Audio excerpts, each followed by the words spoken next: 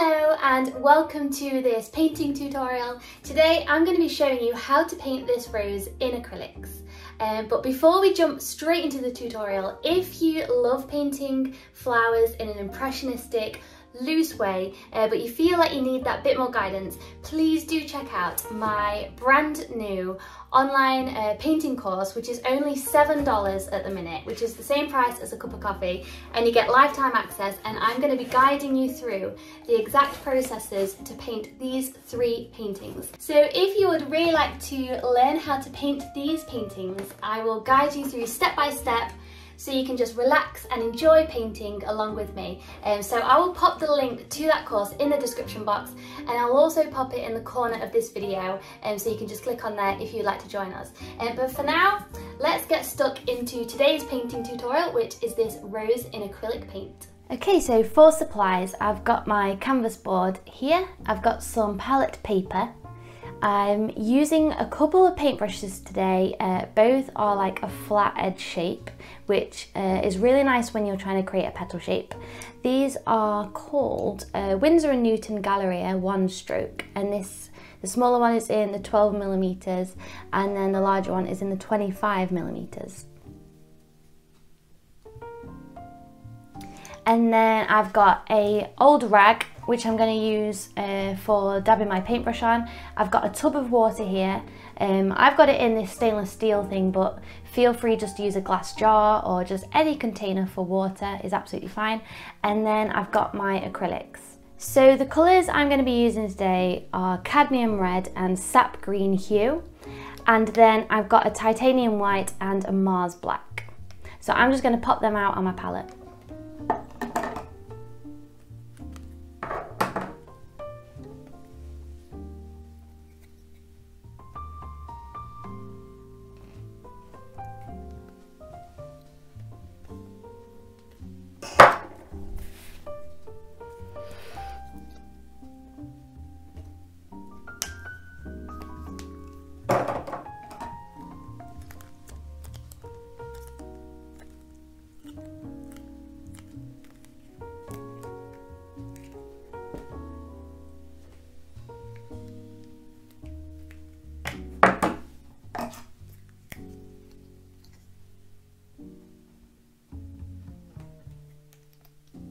Okay, so first of all I'm going to take my smaller brush and I'm just going to rinse it off in my water so that it's just kind of damp. It's not wet, but it's damp. And now we are going to take some acrylic and we're kind of going to sketch out our rose and draw it out. You can use pencil or charcoal or anything for this stage, but I just like to use paint because it's there.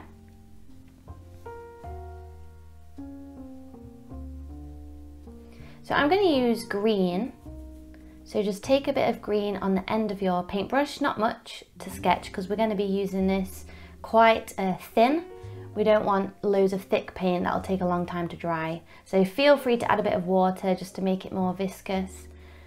And then I'm just going to sketch out the placement of the rose and where I want it. So right now I'm looking at the reference photo and I'm seeing where I want sort of like each section to hit on the canvas. I'm going to fill up pretty much my whole canvas with the rose, I think. So I'm just working my way around the edges of the reference photo, and it doesn't have to be perfect, doesn't have to be exact. Just get a little feel for the reference photo and the shapes of the petals.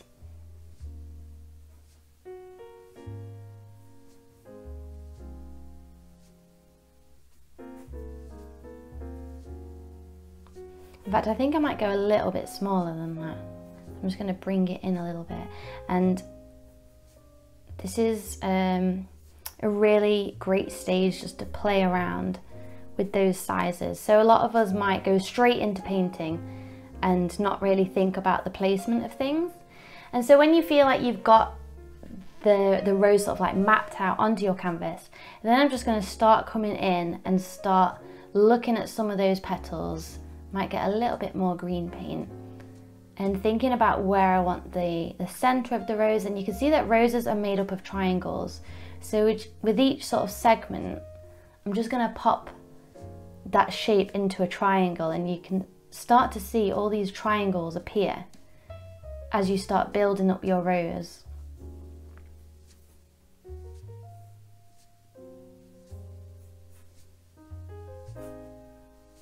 And this stage is really important because it gives you a real feel for the flower and for your painting.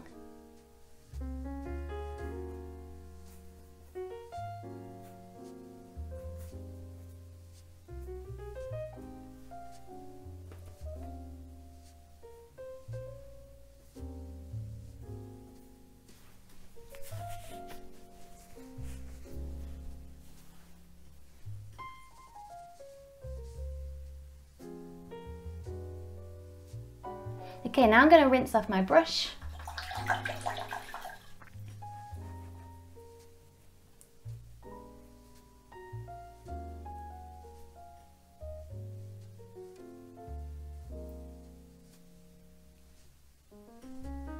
Now it's up to you.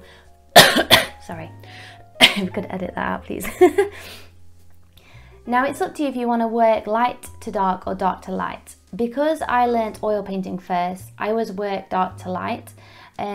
So that's what I'm going to do, but feel free to reverse it if you'd rather do that.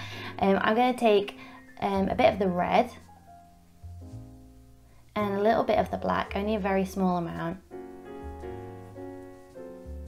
And maybe just a tiny bit of green, just to take that saturation of the red down slightly.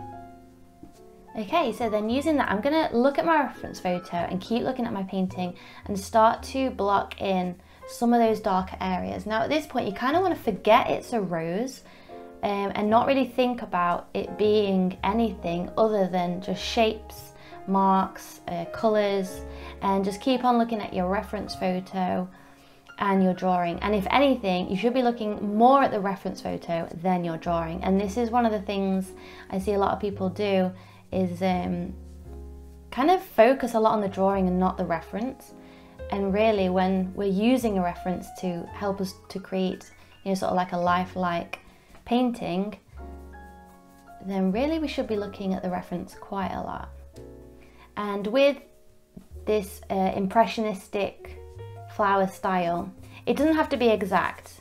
Like, it's not going to be a lifelike painting. It's just going to have a lifelike edge to it, but most of the painting will be in this like loose impressionistic feel. So I'm just going to recreate that colour mix.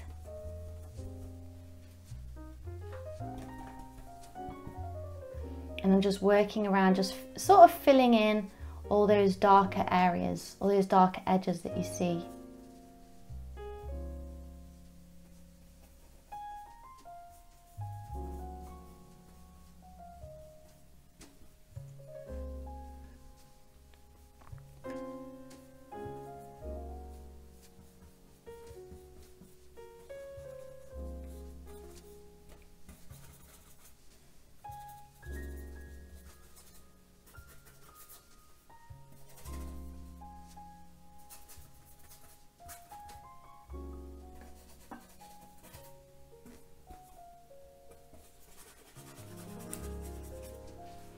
Okay, lovely. And when you've done that, just rinse off your brush.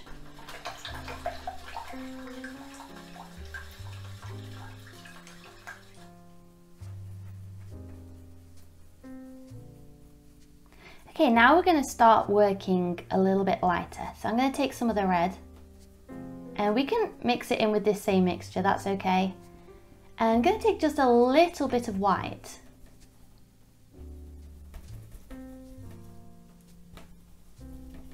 So you're going to get this like creamy red. And then I might just pop a little bit of green in, just a very small amount, just to take that saturation down. And then just add a little bit more water so that it will run nicely across the canvas. Then I'm kind of just going to keep, again, looking at my reference photo and popping in some of those lighter red colours. Almost like kind of filling in the gaps in a way.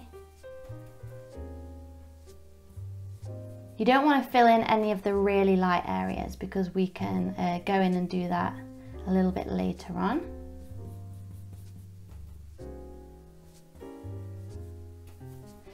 And you can start to see how we sort of like build up the layers.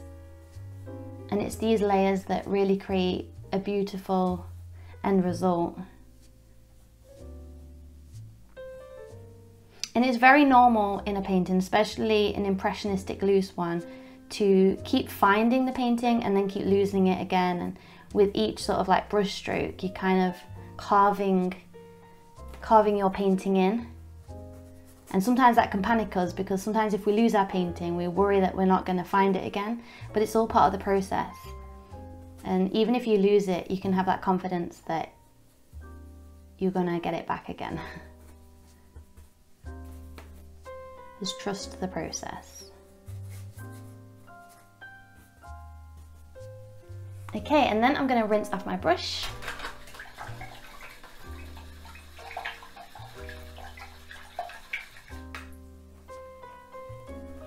Okay, so next I'm going to take some of the red and I'm going to add quite a bit of the white now, because we want to get that lighter value. So we've done the dark, we've done the medium, and now we're going to go in for the light. This is going to be a really nice light pink. And I might just rinse off my brush, because my brush is holding quite a lot of paint. And what I'd quite like to do is have a nice clean brush so that I can kind of just use the edge of the paintbrush. Like that. And then I can use this to carve some of those lighter shapes.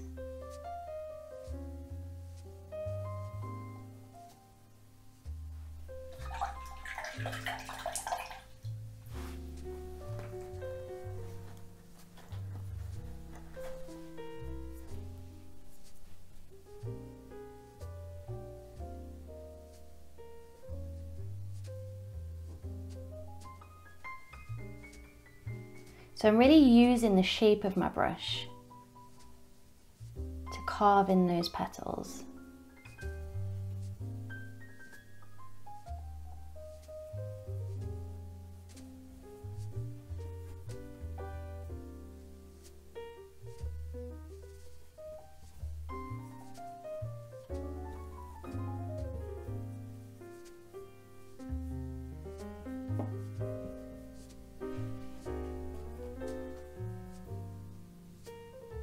I'm just working my way around the reference photo with my eyes, just kind of going over each section of the reference, popping in that lighter value.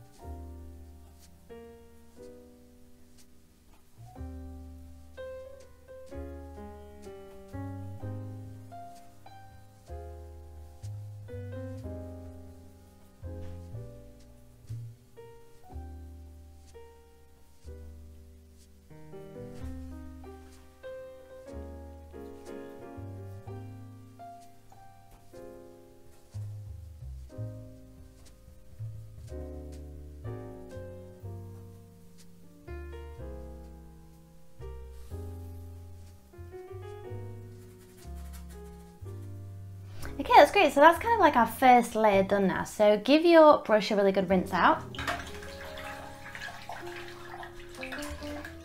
So just to recap what we've done, we sketched out the rose and then we added in our darker areas, our medium areas, and then our light areas. Now that's our first layer down. We're gonna let that dry. And whilst that is drying, I'm going to take my bigger brush, and if you don't have a bigger brush, that's fine, just reuse the one that you were just using, and we're going to pop in the background. I really like to use a big brush because the bigger the brush, the more abstract and loose and impressionistic the painting, because kind of the less control you have over it. So I'm going to give that a little rinse with the water just so that it's damp.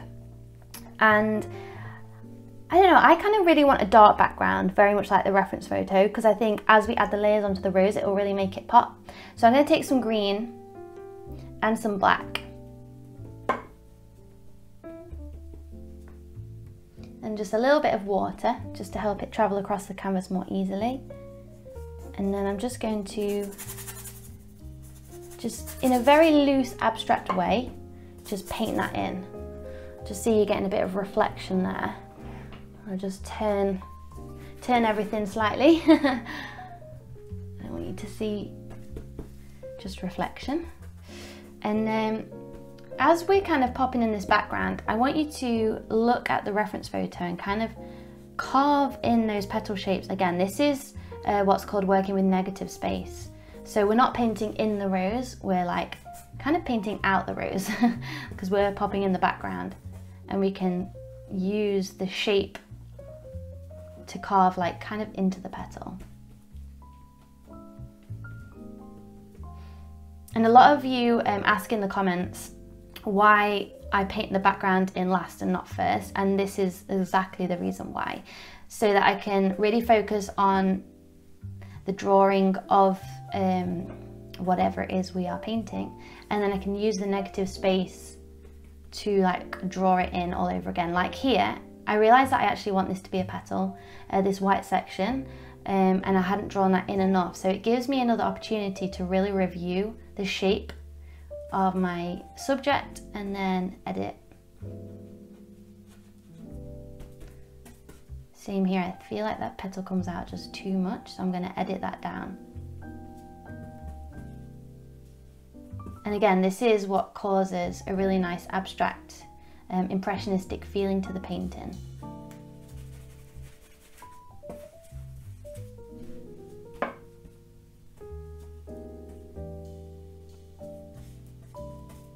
There's a lot of these edges are really nicely blurred.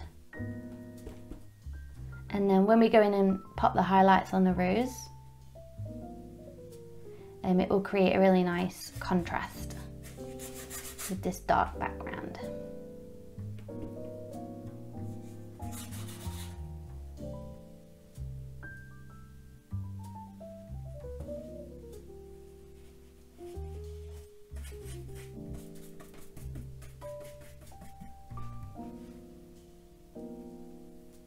Okay, I think I'm happy with that. We can always go in and edit it again if we want to.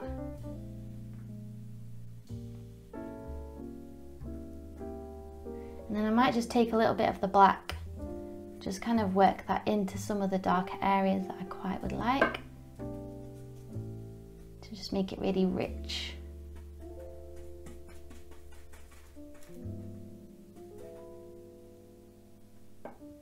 Okay, and then I'm just going to give my brush a really good rinse off.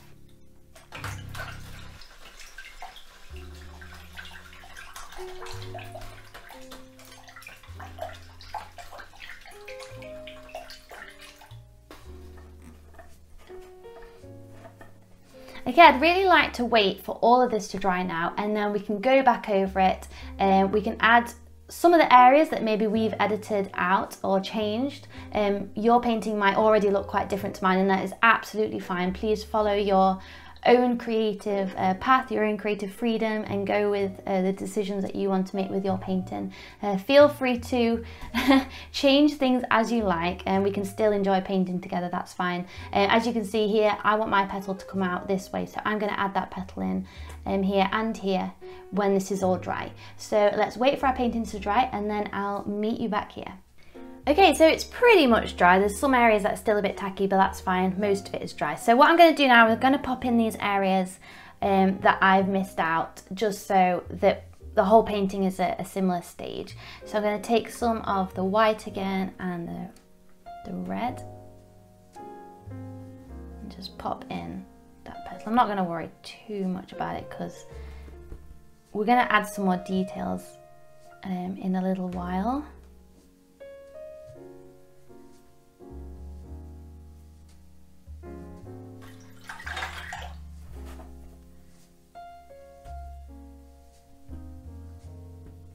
Okay, and then this bit was quite shadowy, so I'm going to pop a bit of darker red there.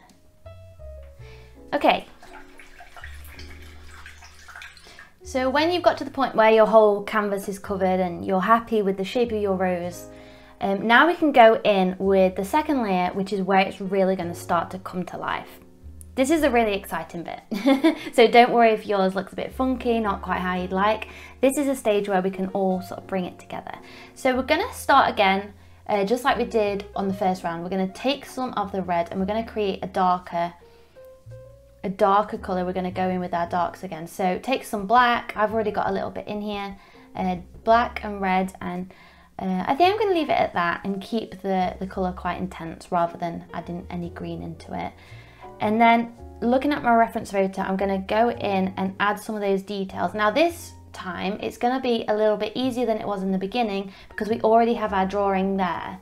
So it's going to be easier to kind of locate those shadowy areas.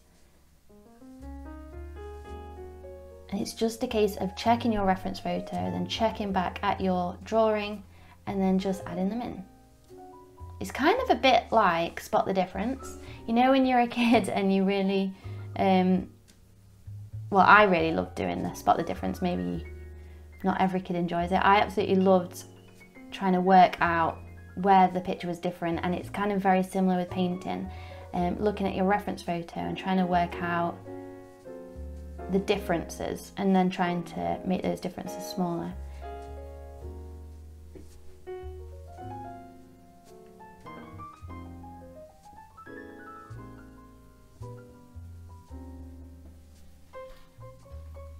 And if your painting's not moving very well, just feel free to add a bit of water to it.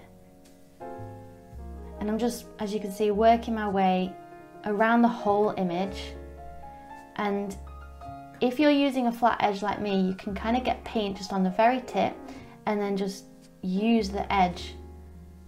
Rather than like a whole brush stroke, you can use the edge. And this is like a really nice painting technique to paint lines, flowers, petals, because you can use different parts of the brush.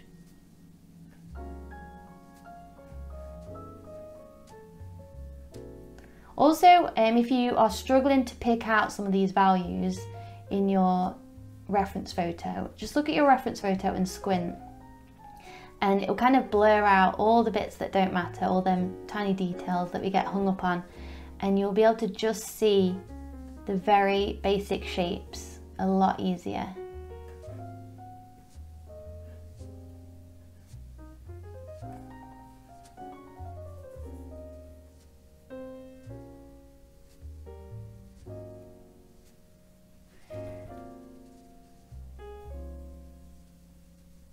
And this is going to really amplify your drawing skills as well, because technically what we're doing right now is drawing with paint.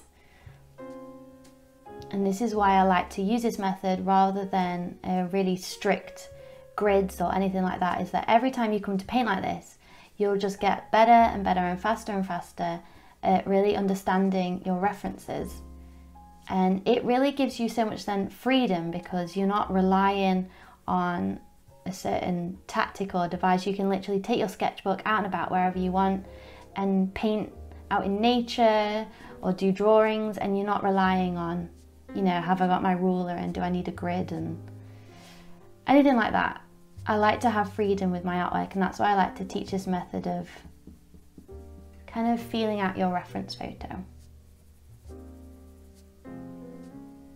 And it is quite hard work, so it's okay if you get tired and you want to take a break. It is quite taxing on the eyes and the brain and your hands and arms. So it's okay if you want to break this up into stages. Okay, so I think that's pretty much it for me. Feel free to continue till you feel like, you know, you've got there. And don't worry, you know, a lot of the time people say, how do you know when you finished like a stage? Just till you feel like you've gone all over the image, basically. It doesn't have to be perfect. As you can see, mine is not perfect, and that's a good thing. So let's rinse off our brush.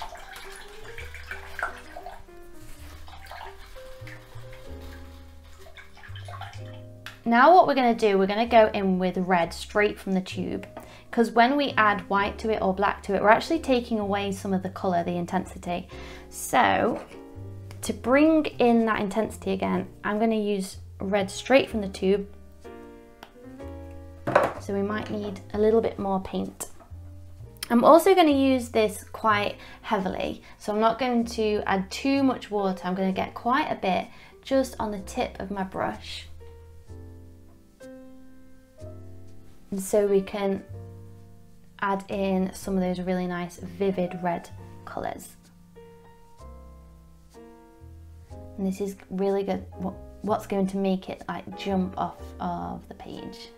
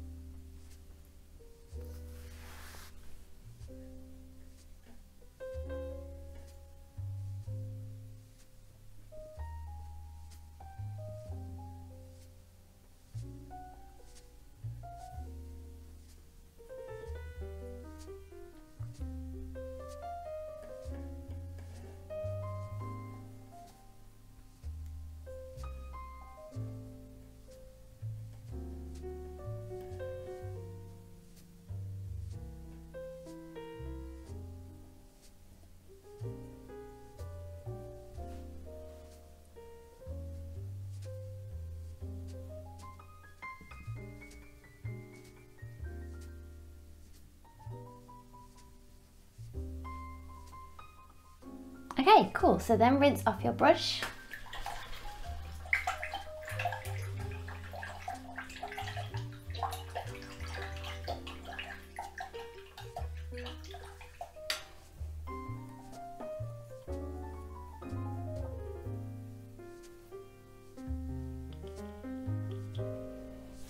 Okay, so the next one I'm going to do is take some of the white and I'm going to take it right on the edge of my paintbrush. And this is what we're going to use for the highlights. So you can use a smaller paintbrush if you wish. It might be easier if you have one around. If not, that's fine. Just use it very lightly. And we're just going to kind of add some little highlights into the rose so we can see like where the light's hitting the rose.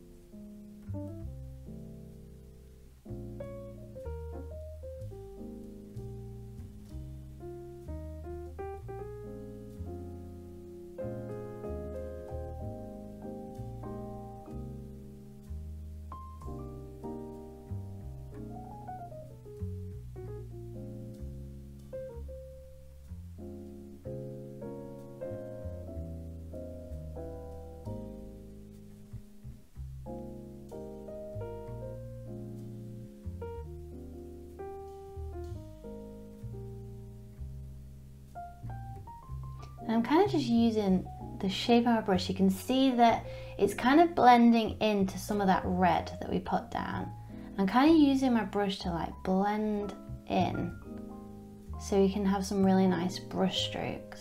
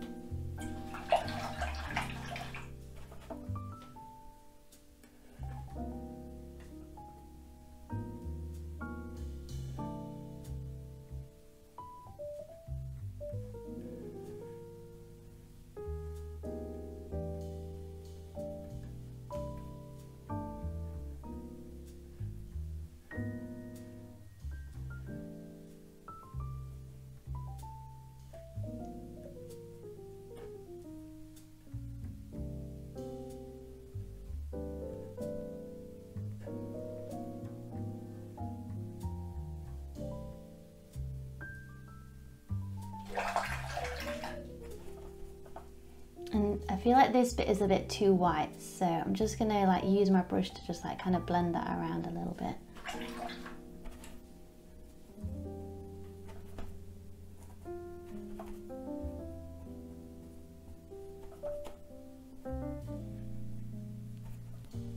And at this point, all our paintings will look very different, and you can kind of bounce in between all the colours. So I might just go in with a bit more red to kind of blend out some of those whiter areas, and just keep looking at my reference photo and back at my painting again. And kind of just build up the colour and the layers.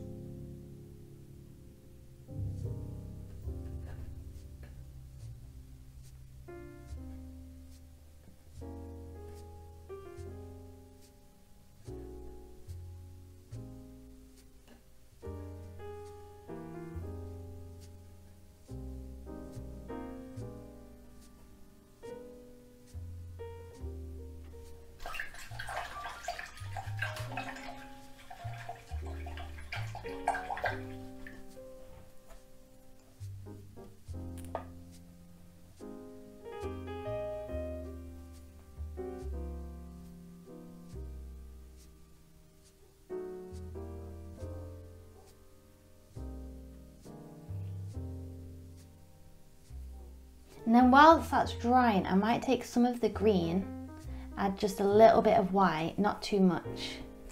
But kind of add in some like leaves into the background, just in a very impressionistic way with loose brush strokes, because I don't want to take away from the rose.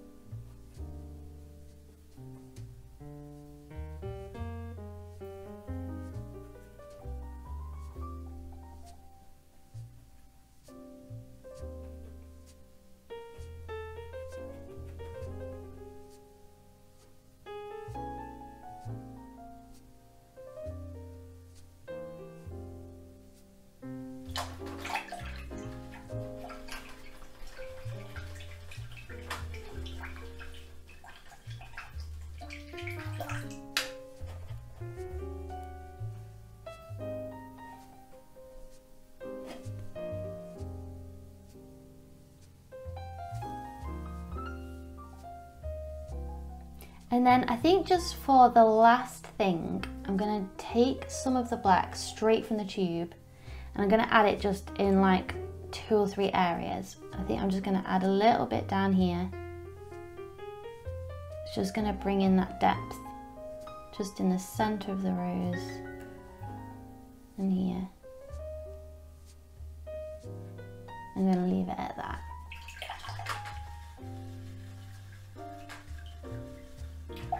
Now it's up to you if you want to put the raindrops on. That's kind of like a whole other tutorial in itself. So I'll leave that up to you if you want to do that. But yeah, I think it's finished.